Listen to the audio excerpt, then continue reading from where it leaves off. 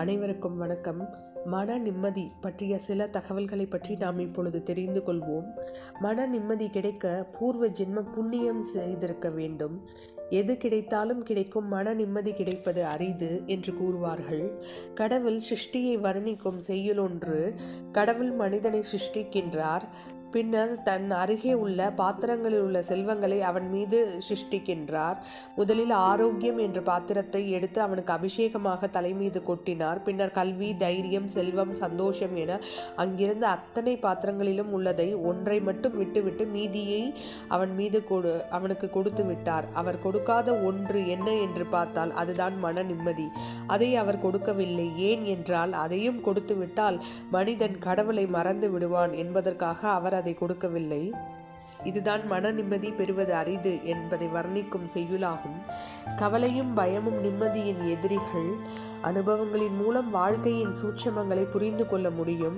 நிலை கலங்கிய மனிதர்களுக்கு நிதானமாக அறிவுரை சொல்லி அந்த பயத்தை போக்கக்கூடிய சக்தி அனுபவசாலிகளுக்கு உண்டு. ஒரு பிரச்சனையை பற்றி நாம் கவலைப்படும் வரை அப்பிரச்சனைக்கு வலுவிருக்கும். நாம் அப்பிரச்சனையை மறந்துவிட்டு நாம் நம் கடமையை செய்ய வேண்டும். காலப்போக்கில் அந்த பிரச்சனையும் மறைந்துவிடும். கவலையும் பயமும் நம்மை விட்டு தானாக சென்றுவிடும். நிம்மதி நம்மை தேடி வரும். எப்பொழுதும் முயற்சியை மேற்கொண்டு பின்னர் இறைவனை பிரார்த்தனை செய்தால் நிம்மதி தானாக வரும். பிரச்சனை தீரும். தண்ணீர் அமைதியாய் இருக்கும் பொழுது தூசுகள் தானாகவே அடியில் தங்கிவிடும். வாழ்க்கையில் பிரச்சனைகள் வரும் பொழுது அமைதியாய் இருங்கள், தானாகவே அடங்கிவிடும். இப்பொழுது ஒரு சிறிய கதையை பற்றி பார்ப்போம். தன்னிடம் இருப்பதே போதும் என்ற எண்ணம் வராதவரை நாம் தொடர்ந்து ஏதோ ஒன்றிற்காக அலைந்து கொண்டுதான் இருக்கின்றோம். எத்தனை கிடைத்தாலும் மன நிறைவு, நிம்மதி அடைவதில்லை. நம்மிடம் இருப்பதை கொண்டு மன நிறைவு காணும் உள்ளம் இல்லையெனில் கோடி கோடியாக கொட்டினாலும் போதாதுதான். ஒரு அறிஞரிடம் பணக்காரர் வந்து, ஐயா, என்னிடம் நிறைய செல்வம் இருந்தும் மனதில் கொஞ்சம் கூட நிம்மதியே இல்லை, என காரணம் என்பது புரியவில்லை என்று கேட்டார். அதற்கு அந்த அறிஞர் பதில் சொல்லவில்லை. அங்கே அருகில் விளையாடி கொண்டிருந்த குழந்தை ஒன்றை அருகே அழைத்தார்.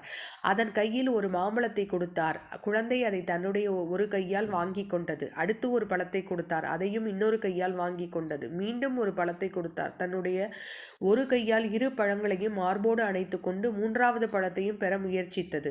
ஆனால் ஒரு பழம் நழுவி கீழே விழுந்தது. அதை கண்டு அந்த குழந்தை அழுதது. இதை கவனித்துக் கொண்டிருந்த அந்த பணக்காரரிடம் அந்த அறிஞர், இந்த குழந்தையை பார்த்தாயா? 2 பழம் போதும் என்று நினைத்திருந்தால் இந்த நிலை அந்த குழந்தைக்கு வந்திருக்குமா என்றார். அதே போன்றுதான், போதும் என்று திருப்தி ஏற்பட்டுவிட்டால் சிக்கல் வராது, நிம்மதி கிடைக்கும். இதை நாம் புரிந்து கொள்ள வேண்டும். நன்றி.